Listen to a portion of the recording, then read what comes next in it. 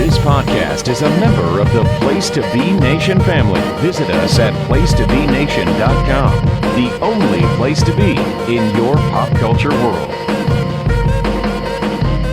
All right, let's get it going right here, right now. This is Diamond Conversations, and you are listening to episode number 7 of Diamond Conversations here on the Place to Be Nation podcasting network. If you didn't know by now, my name is Chad, and every single week we bring you a Diamond Conversation featuring somebody from the world of baseball. And this week, it is an absolute pleasure to welcome Canadian Baseball Hall of Fame inductee and a legendary Toronto Blue Jays announcer, Jerry Howarth, joining me to talk about his book, Hello Friends, Stories from My Life and Blue Jays Baseball, an absolute journey into the life of a broadcasting legend, somebody who spent many, many years as the color man for the Blue Jays, but transitioned over into the lead play-by-play role, calling iconic moment after iconic moment in Blue Jays history. And we get to talk about some of those iconic calls as well as some of those iconic moments and players in this Diamond Conversation with Jerry Howarth. Now, I'll tell you something, just kind of throwing my 2 cents in. Jerry could not be a nicer man. The whole planning process of getting the interview set up, he's been battling some health problems as of late and could not have been more accommodating with his schedule and trying to get the interview done from literally, I want to say, week 2 of the podcast. And for somebody who's trying to get a podcast off the ground, to have somebody of Jerry's stature be so accommodating and so willing to be a part of it, it made me feel very good and gave me a lot of confidence to continue the process of waiting for him to be ready. And when we finally got it done, this is an absolute gem of an interview. And I'm not going to really spoil too much of it. I want you to listen to it live and in living color. But just think about some of those teams the Toronto Blue Jays have produced over the last 35 years, and every single one of them, whether they were very good or very bad, Jerry called all those games, all those moments, the 92, 93 Blue Jay World Champions, and then the little run they went on here a couple years ago in 2015 and 2016, including having the call for the Jose Bautista bat flip and the Edwin Encarnacion walk-off that just set Toronto on fire in 2016, and we get into all of it. But again, I don't want to spoil this, so we're going to get right over to the interview with Jerry Howarth. But if you can pick up the book, if you're looking for something to buy this holiday season, please go out and find Hello Friends, Stories from My Life and Blue Jays Baseball. It's an epic journey into the life of a great broadcasting announcer, somebody who, if you're trying to get into the business, study these classic guys. This is exactly what I do. I listen to how they carry themselves. I listen to how they broadcast. I listen to little intricacies of their routines, and I try to borrow a little bit if you can, and, try to put it in your own repertoire. But this book gives you a great view into the life of a legendary Canadian broadcasting legend, a Canadian Baseball Hall of Famer.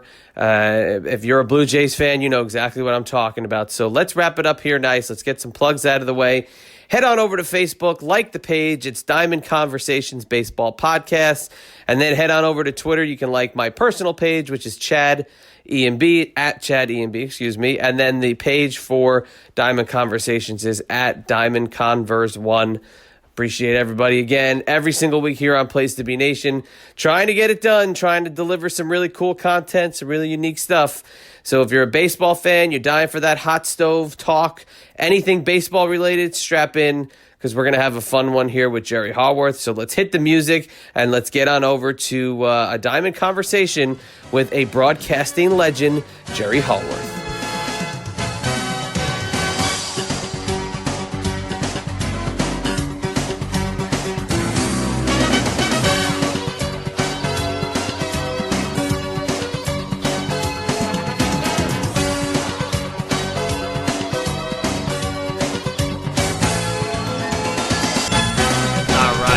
Get back here on Diamond Conversations, and I'm so happy to be joined today by a Canadian baseball legend, We're going to be talking about his book, Hello Friends, Stories from My Life and Blue Jays Baseball.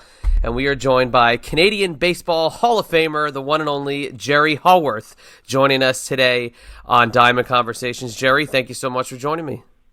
Ian, my pleasure. Happy to do it. And it's been quite a journey from San Francisco, California, right here to Toronto. It really has been. And getting to read your book and getting to hear your story and watching different things about your life, I find that to be fascinating, is that, you grow up in the United States and you are a Canadian citizen and have lived there for so long. But kind of tell us about the journey and tell us about the book and kind of putting these stories down on paper and telling everybody the very fascinating story of your life.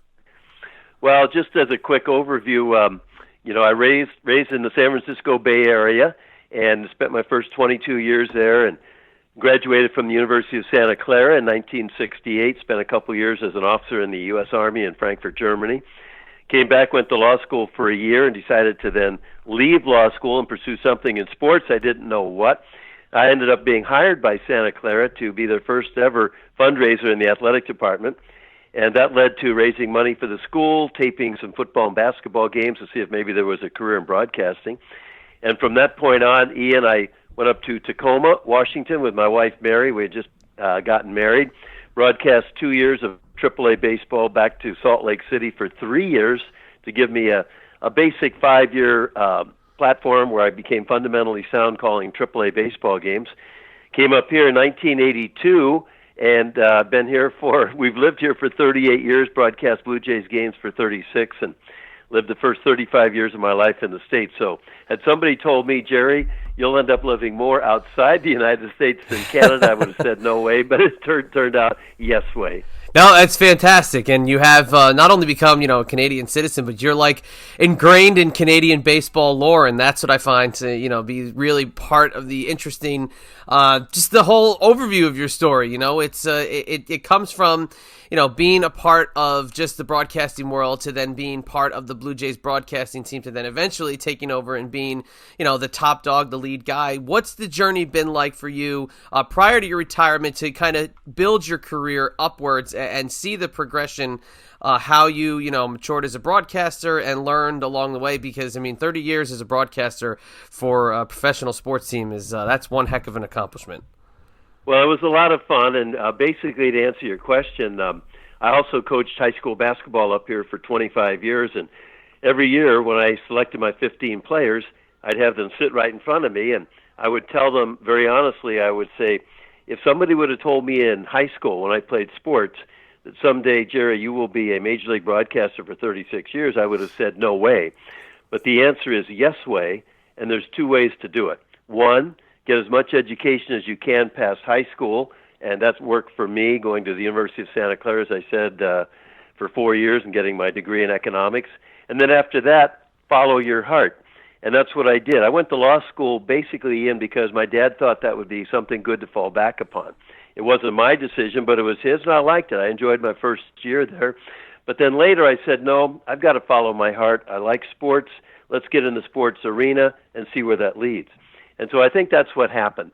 Because what happens is when you love something, and in this particular case it was sports, following your heart leads to fundraising, writing, broadcasting, and pretty soon you find something that you really want to do, which requires homework, preparation, a lot of dedication to your craft. But does that work? No.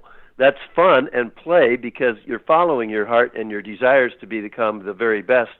And when you talk about being recognized across Canada, one of the greatest satisfactions I've had in my career is to have people say, Jerry, I listened to you my whole life, and it was so much fun and entertaining and informative. It wasn't about me, but that gave me great feedback to know I was doing the right thing. Yeah, absolutely doing the right thing. And you made a great decision. You really did. I did. So looking back on, I want to turn to the book because the book is really, it's a great journey, through your life. You hold nothing back. You tell stories about your family growing up and some of the struggles you went through there. Was it hard to put those down on paper? Was it sort of cathartic to be able to share those and put them actually out there for the world? Well, at first when I was asked to write a book nearing the end of my career in 2015, I said no to a couple of publishers and a friend of mine who wanted to ghostwrite a story of mine. And then I thought, no, I always grew up as a writer. In fact, one of my goals was to become a feature writer for Sports Illustrated. Writing became fairly easy for me as a young person, always has been. But what I did was, once I decided to write a book, I took my time. So after the 2015 season, in that off season, I just retired from coaching basketball. I spent that off season writing, to see if I could even do it, about 50,000 words. Took it to a publisher, and they said, keep going, this is pretty good. So after the 2016 season, where I again devoted my entire time to my career, which is being a Blue Jays broadcaster, I wrote 60,000 words. And then after the 2017 season, when I had broadcast my last season due to health issues, then I took the 110,000 words, edited it down to 100,000 words, gave it to the publisher, and the next day he said, we love it, let's sign a contract. And that's where it all began, because what I wanted to do was share my stories, be honest and open, and at the same time have people, especially young people. I always tell parents, buy the book for your sons, your daughters, and the first 7 chapters. If you don't read any more than the first 50,000 words, they're about me and some of the things you talked about and struggles that I had. And don't give up and keep pursuing your dreams, and let the reality then take care of itself. And I was very happy to do that. And I was very happy to have that platform to share my life with others so they could take advantage of some of the things that I did. Yeah, writing about the baseball must have been the easy part of the story, but did you have any trepidations of sharing some of the past with your family and some of the things that you lived through as a child? No, not really. And in fact, initially when I thought about writing a book, I declined to do it because I thought if I'm too honest, I don't want it to offend people or whatever. Right. Later, I felt that I could be constructively critical, be honest and open, and it ties into something I did in my career as a broadcaster. When I was going to be constructively critical about a player, manager, or coach, I would pretend as I talked about that on the air that person was right next to me, so that the next day, if that person came to me and said, you said this about me, I could say, yes, I did. I said it directly on the air and to you, and now I'm going to repeat what I said. So that way it took away from being personal, nasty, mean, vindictive. No, I didn't want to do that. So because I had already said it to that person, I had no issues going in the clubhouse the next day. Is that hard to kind of hold back some of those things or present it to somebody? You know, we always hear talk of, you see a story that says, the management's not happy with the broadcaster for what they said on the air. Do you kind of put that through a filtering system in your head before you say something, or you just let it naturally get out there? Well, no, I think you do have to think about what you say. There's sometimes people say things too much off the cuff, and then they don't say they're sorry about it. Right. And you can't do that. So I always tried to be as diplomatic and fair as I could be. People knew I was the Blue Jays broadcaster, but I also highlighted the game and the other team and their other players and the plays that were made. And many times on the air I said the Blue Jays did not lose this game tonight. The other team won it. Right. So that was not an issue for me. And when I did say things, the few times that I had to be constructively critical, again, I pretended that player was right next to me so that if I was going to see him face to face, this is how I would address it. And a lot of times I hear broadcasters go off the deep end. I think to myself, whoops, they went a little bit too far right there. It'll be interesting to see what the reaction is. And I never got into that situation because I'd already fairly and objectively said my point. Yeah, it's tough. I mean, as a longtime New York Mets fan, we've always had I always felt like every Met announcer in Met history is more critical on the Mets than they were on anybody else. And as a fan, you're sitting there like, hey, maybe the other team does something wrong, but then you listen to other markets and you get to hear everybody's different style. And I like, from what I've listened to of yours, and the research I've done, I love the way you had your overall presentation, and it is very much of that professional broadcasting sense, in that you are going to call it down the middle, you're going to call out the people that need to be called out, and I love that as a listener, as somebody who studies broadcasting. I love that. Have you ever had any instances where you had to tell somebody to maybe tone that down because you don't want them to maybe overshadow what's going on inside the game, and you don't kind of have them put themselves over? You want them to keep the almost like the story straight as to what's going on the field? No, I didn't do that. What I did do, and I always encourage young broadcasters to send me their work. I like listening to it and then sending them back my comments. But what I did tell them is, you be you.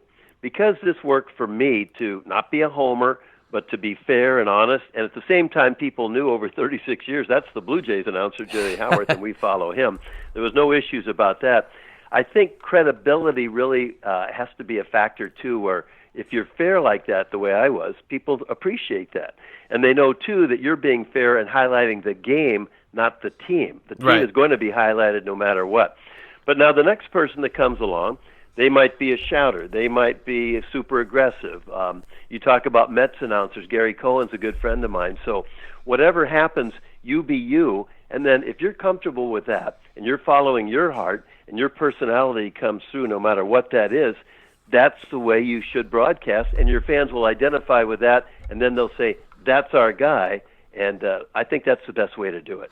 Yeah, he's a gem, and he's been there for over 30 years at this point, or approaching, or it's just over 30 years that he's been a Mets announcer in some capacity. And, you know, he's the voice of a generation of Met fans. And that is so cool, because that's what you are, too, to the Blue Jay fans. And I remember as a kid, I would go through the dial, you know, at night, and I'd try to see if I could get other, you know, AM stations from around the world. You know, you wait till late at night when that signal's a little stronger, and you try to grab people. And I do remember grabbing Toronto games, but I don't remember specifically hearing you, but I just love going back and listening to some of those classic clips. And obviously where I was focused on this last little bit of research I was doing was the 2015 playoffs and the Jose Bautista bat flip home run.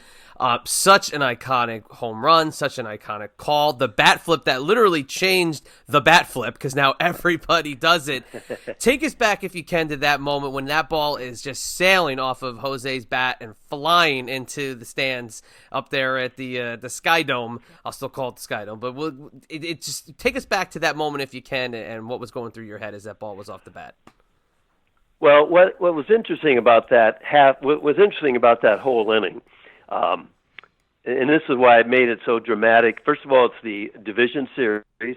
It's the deciding game. And in the top of the seventh inning, the Blue Jays were ahead by a run. And then there was an issue with a runner at third and one out about Russ Martin, the catcher, throwing the ball simply back to the mound. But Shin-Soo Choo with the Rangers had just inadvertently in the batter's box, left-handed batter, stuck his hands out to kind of stretch his arms, and Martin's throw hit his bat. So the ball rolls up along third, Odor scores, and the umpire denies it, so the Blue Jays still have the lead.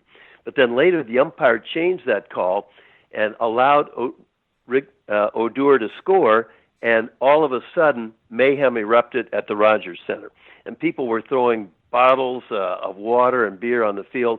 Well, my point is, in the top of the inning, when that inning started, Ian, to the point where the inning ended in the bottom of the seventh inning on Bautista's bat flip home run for the lead 6-3 after they went in trailing 3-2, that entire one inning took 53 minutes to play. And that's why my call was so emphatic about drive deep left field. And the call was simply, yes, sir, there she goes. And that's how everybody felt in the building. Yeah, Rangers, take that. There she goes. And I think it was more for the umpire, too, who had reversed the call. So it was one of the most interesting and controversial innings in playoff history that took nearly an hour, and the bat flip home run culminated it for, if you want to say this, the home team, the good guys, overcalling the call itself with that home run, and the Blue Jays winning that division series. Had it gone the other way, I think fans up here would have been still wounded by the call, and I was happy, too, for the umpire that it didn't have to go any further than that home run, and that was the end of it. That was such an emotional game, inning, you know, the whole thing, and then the little skirmish that would happen after the home run, and you know, just the emotion riding high, and obviously, you know, the Odor and Bautista little scuffle that they had. So that rivalry, that series between the two of those teams. It's just looking back at 2015 and how that team was. It's fascinating. It really was a great little stretch there for Toronto baseball. Was that like a renaissance for you as a broadcaster to see those teams, those 2015, 2016 teams, kind of reemerge as a powerhouse? Oh yes, no doubt about it. In fact, when I look back at my career covering the 92 and 93 World Series here, the Canadian fans were great, but they would applaud when things just kind of were naturally a time to applaud. And you'd get to the ninth inning, and two down, and the fans would start to rise and cheer, looking for the final out. Well, in 2015 and 2016, a younger crowd, 34 to 45, started to emerge.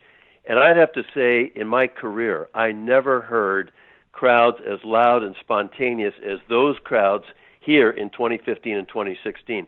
They would start to applaud from the July 2015 trade deadline when David Price came here and Troy Tulowitzki came here and LaTroy Hawkins, et cetera, et cetera. They would start to applaud when the pitcher came out 20 minutes beforehand to go out to the bullpen to begin to warm up. And then in the first inning, and then the fourth inning, and the fifth inning. That had never happened before. I'd never seen crowds like that before, and it was, for me, a celebrated 2 years, 2015 and 2016, where with a hit here or there and a break here or there, you're looking at two more World Series appearances. Absolutely. And that 92 and 93 team, we're going to talk about that briefly too. You know, those are teams that I grew up watching, like looking at this collection of superstars and Hall of Famers and being like, wow, how was this group on one team and not win 10 World Series with the amount of talent that they had? But obviously the story that I feel needs to be told out of the 92 and 93 teams is 92, where you were ready to call that first ever Blue Jays World Series win, and you so graciously stepped aside and let your broadcast partner of so many years, Tom Cheek, step in and make the final call. Again, reading about it, you know, watching the interviews you've done about it, it's such just a lovable story for you, and just goes to show you the professionalism you have and the respect you had for the late Tom Cheek. Kind of take us through that decision that you made and explain to listeners, you know, what was going through your head as you so graciously handed over that final call to Tom. Well, thanks. I appreciate that, Ian. It was Game 6 in Atlanta. Blue Jays led the World Series 3-2. And going to the bottom of the ninth inning, the Blue Jays led 2-1. So I'm really ready to hear Tom call the final out, and the Blue Jays win their first ever World Series in Canada. But Atlanta tied it up off Tom Henke 2-2, and the game went to the 10th, which was Tom's inning. After that, it was every other inning. So in the 11th, I took over and had the good fortune of seeing a Blue Jays Dave Winfield double home 2 for the lead 4-2. Well, as we took a commercial break, I said to myself, Jerry, do the right thing. Tom has been here since day one. He's done all these consecutive games, and I came in 1982 as opposed to 1977. So when we came back, I said, ladies and gentlemen, I've had the pleasure of calling Dave Winfield's 2-run double for the lead, 4-2. Here's my partner, Tom Cheek, to take you the rest of the way. And when I looked at his face, it just glowed. He was so happy. Jerry, thank you very much. Here's the first pitch at the bottom of the 11th inning. And, of course, they won it. And Timlin to Carter on the bunted ball by Otis Nixon, and the Blue Jays won their first ever World Series. And I tell people, too, if you can, try to do the right thing. And I was so happy. In fact, I was happier, Ian, that he made the call than if I had made it. That's so gracious and so phenomenal. And in a business where your voice is immortalized on many, many clips and highlight reels and video retrospectives, it's such a testament to you as a professional that you did that. And I respect it even more as a broadcaster as I do as a listener and a fan. So it's such a great story. But that team that, 92, 93, those stars, you had your Dave Winfield, Ricky Henderson, Paul Molitor, Jack Morris, Joe Carter, all these amazing stars kind of coming together at the right time. Watching that team come together, did you see a World Series in the imminent future, and actually a 2-year World Series run for that team? Because with the talent, hey, it was all there. The table was set, as they say. Yes, and the reason I did see that, the biggest star among all those stars you just mentioned was general manager Pat Gillick. Yeah. He's in the Hall of Fame at Cooperstown for a good reason.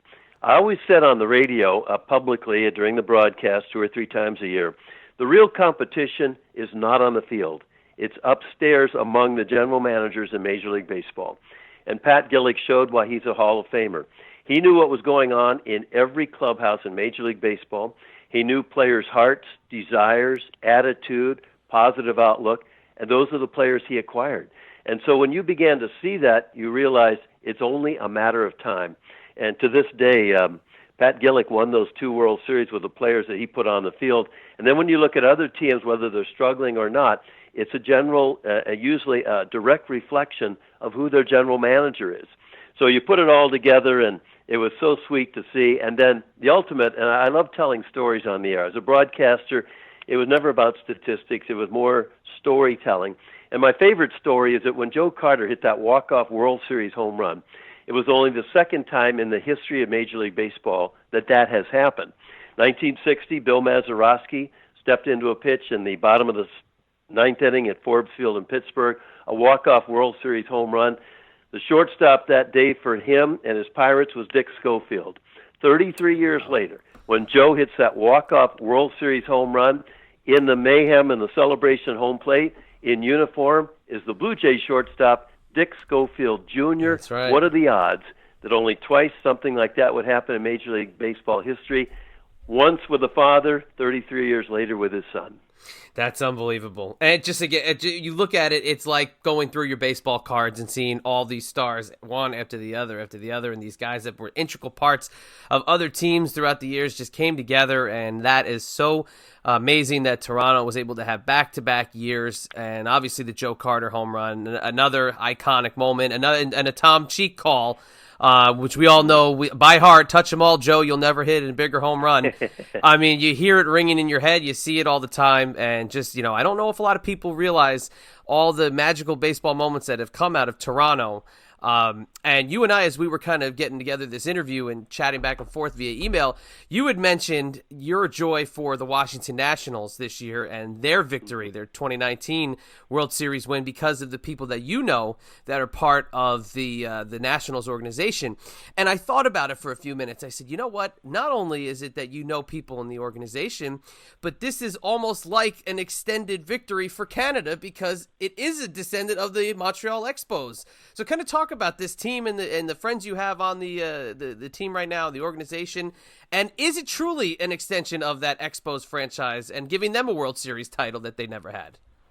Well, there's no question about that. The Expos came into Major League Baseball in 1969 as an expansion team, and then the Blue Jays in 1977.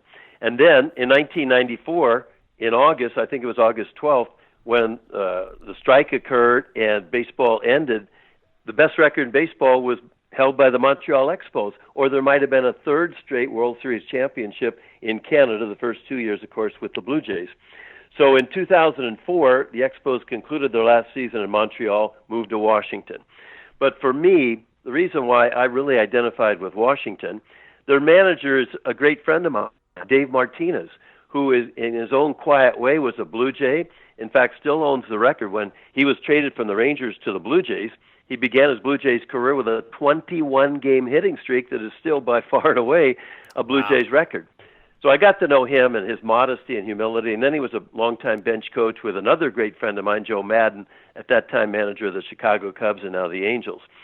And then the first Brazilian ever to play Major League Baseball was catcher Yan Gomes, and he did it with the Blue Jays.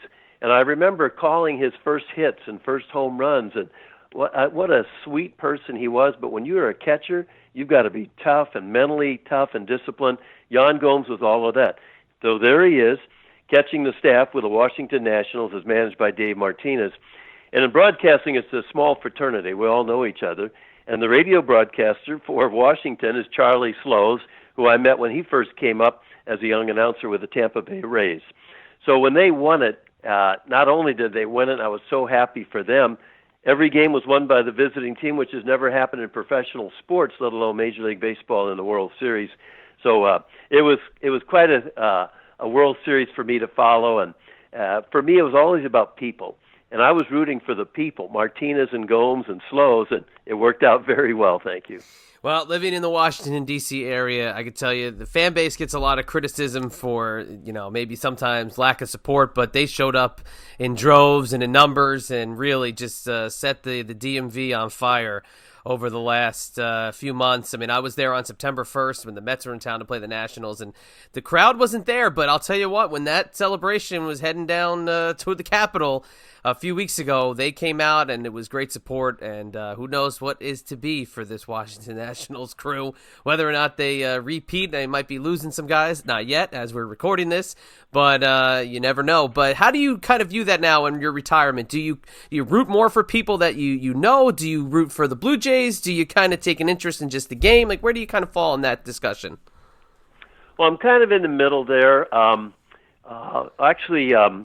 the one team, and the only team that I really root for, is a team that I saw when I was 8 years old growing up in San Francisco. My dad would take me to Kezar Stadium. He was a 49ers season ticket holder, and I became the ardent 49er fan and saw 5 Super Bowls. And had I been their broadcaster, it would have been very difficult to not be a homer because that was my team. But overall, now in retirement, I enjoy letting everything unfold in front of me, and I'll follow the Blue Jays. In this case, I was rooting for Dave Martinez and Yan Gomes. But it's something that when I look back at my career, no regrets upon leaving. I have fun now doing other things. My wife and I have been married 48 years. We have 2 sons and 3 grandsons. I play a lot of duplicate bridge, which I will do right after this interview here, which is a wonderful retirement game because it's a game much like my career. You do homework, you prepare, you try to learn a game that you never fully learn. You have a partner. You try to beat everybody in the room, and it's a 3-hour game. The only difference being in one career, I talked all the time, and in bridge, nobody talks. So I've been very blessed to have a blessed life, Ian. And in retirement, I enjoy my retirement, which will come in February, be 2 years. And I always, people have asked me, Jerry, what's your philosophy of life? And I say 2 short things. 1, enjoy the moment as we are here on this podcast. And number 2, you're not promised tomorrow. And I have a lot of benchmarks in my life where people have preceded me with untimely passing away, and so that's what I do, and I've been happy to do that. Now, have you been back in the booth since you retired? Have you visited the Blue Jays and stepped in put the headphones on since you retired? No, I haven't done that, and I wanted the follow-up broadcasters to do their thing. But what I have done the last 2 seasons, in 2018 and 2019, I've gone out first game of every series for batting practice. So I'm on the field at 3:45, and I visit with the Blue Jays, the players, manager, coaches, the other team's radio and TV broadcasters, and then about 6 o'clock I get in my car, drive home early, beat the traffic. And so I'm still out on the field 30, 35 times a year, but that's it. And no broadcasting, been there, done that, and let other people do that. Well, you sound great, and I could just hand you, I feel like I want to hand you a lineup card and have you read off some of those names because you still sound like you could step behind the microphone and do your thing. And, again, I just, as we head to the wrap up here, I just really appreciate you coming on. And before we go, I just want to throw a couple little rapid fire, favorites at you, see what you can kind of give me off the top of your head. So we've talked about some of those iconic moments, the bat flip, the first World Series, seeing the Carter home run. Give me a moment that a fan may not realize or not know of that you think is a standout in your mind as one of your favorite all-time Blue Jays moments. Well, actually, it was the follow-up year to Jose Bautista's bat flip home run. That was in 2015. And in 2016, the Blue Jays were the wild card team and the Orioles were the second wild card team. So, of course, they have the wild card game in Toronto because the Blue Jays had the little better record, I think, by a game. And it goes extra innings. And in the bottom of the 11th inning, Edwin Encarnacion came up in a tie ball game with a couple men on, and I had the pleasure of calling his walk-off playoff wild card game home run. And my call was simply, yes, sir, the Blue Jays are going to Texas. And that's where they were going. The winner was going to play the Rangers out in Arlington. And that's those 2 swings, Bautista's in 15, and the next year in the playoffs, Edwin's walk-off home run in the wild card game. They're 2 of the most memorable swings in Blue Jays history. And when I look at those home runs, you'd have to put them in the top 5 overall. Now, how about, I'm not going to say a favorite because I don't want you to play favorites, but give me a player that impressed you the most. Maybe that, again, somebody we might not know of off the top of our head. We know of all those big Hall of Famers in the 92-93 team, Bautista, Encarnacion. Give me somebody that the fans may not realize or remember and have to look up. Give me an underrated player in Blue Jays history. Well, that question I get asked a lot. Who is your favorite Blue Jay? And my favorite Blue Jay is someone who started that 92 team, who also came up in 1985 and helped the Blue Jays closing games to reach their first ever playoff scenario, Tom Henke. Tom is my favorite Blue Jay on and off the field. Why? Because off the field, he grew up in Taos, Missouri, a little town of 780 people. He was a bricklayer. There's an old saying that I like to use, you can't hide talent, and the Texas Rangers found him in Taos, Missouri. He eventually made it to the major leagues with the Rangers. For whatever reason, they didn't really particularly care for him. They send him back to AAA, and Pat Gillick, Hall of Famer, the general manager, he steals him from the Rangers, and then he goes on to save over 300 games. And in his last year with the St. Louis Cardinals and Hall of Fame manager Tony La Russa, he saved 36 of 38 games. What did he do? He retired. He and his wife Kathy have 4 kids, the third Amanda born with Down syndrome. And La Russa went over to Taos and pleaded with him in the offseason, Tom, don't retire. You're still so good. You helped us save 36 games of 38. And Tom said, no, Tony, I love my family. It's time to stop, and I want to now devote all my time to my children and my wife, Kathy. He, for me, was my favorite Blue Jay. That's awesome. The Terminator. How can we forget? Just what a classic. The Terminator, yeah. That's right. What a classic look. He just he was so good. That's a great one. That's an awesome one. I'm glad that you said that, Tom Henke. Because I just actually had on an author who was talking about the 1985 season from the New York perspective, talking about the Mets and the Yankees, but the Blue Jays were in the discussion there in 85. And, that was probably in your tenure, that's probably the first closest they had been to really that World Series crown was the 85 and I believe 86 too. They were just as good. Well, in 85, they won 99 games, which is still a Blue Jays record, and they went to the playoffs. And at that time, it had been best 3 out of 5 in the championship series. There was only one series. And they had 3-1 in Kansas City, and they lose the next 3 games. I remember visiting with my friend, Royals catcher John Watson, who later managed the Royals. Yeah. John and I were great friends, and I said to him, what do you think? Blue Jays are ahead 3-1. He said, Jerry, in baseball, a 3-game winning streak is nothing. So not only did that apply in that series, they go to the World Series, they're down 3-1 to the Cardinals, and what do? Put together another 3-game winning streak. So that's why I always say, as a broadcaster, a player, it doesn't matter, do your best and let the results take care of themselves. That's all you can do. And when I coached basketball for 25 years, I told our players, you give me your best, we'll take the results. And we played for a couple of city championships, but we also had one season where we were 0-19. It was one of the best teams I ever coached because we stayed together and got better and better and better at the very end. So let the results take care of themselves. Give it your best. Oh, absolutely. And that's a great way to head into the wrap-up here. Again, the book is Hello, Friends, Stories from My Life in Blue Jays Baseball. I mean, I just had an absolute ball reading it and getting to just learn about your life, your career, and just the Blue Jays. And, I always felt the kinship to the Expos because my favorite all-time player is Gary Carter. But learning more about the Blue Jays was very cool. And I appreciate the back and forth you and I have had over the last few weeks and the absolute joy I've had of having you on the podcast. And it's first couple of shows here has been an amazing just highlight. So if people want to pick up the book, obviously you can get it through Barnes & Noble. You can get it through Amazon. It's an ECW press book. They have made amazing sports books for so many years. And I can't even tell you if I go through my books how many ECW press books I have. But please, Jerry, if you can, send the listeners someplace if they want to look up more about the book, more about your career, and if you have anything else going on. I know you're happily in retirement, and as we end 2019 here, just anything else you can share with the fans, the floor is yours. Well, no, I think the best thing I'm going to do is say thank you, Ian. Follow your heart for others to listen to your guests, and that's what life is all about. Well, again, my absolute pleasure. It has been just a joy, and I hope you nothing but the best, health, happiness, and continued. I'd wish you a happy Thanksgiving, but I don't know if you're following the Canadian Thanksgiving these days. So, well, we get both up here. Okay, we get 2 Thanksgivings. We get one in the first 10 days in October, and we get one coming up here this weekend. So, talk about being blessed, huh? Promotional consideration paid for by the following. Place to Be Nations, JT Rosero and Chad Campbell here. We want to let you know that we have over 24 podcasts available on iTunes, Stitcher, Google Play, and PlaceToBeNation.com. We now offer them to you on 2 great feeds. On the Place to Be Nation Wrestling feed, we dive into topics running the gamut from today's WWE to the glory days of yesteryear and the ins and outs of the territory days. In addition to our full-length shows, we also deliver to you special pod blasts on topics old and new. The Place to Be Nation Pop feed is a veritable treasure trove of great content.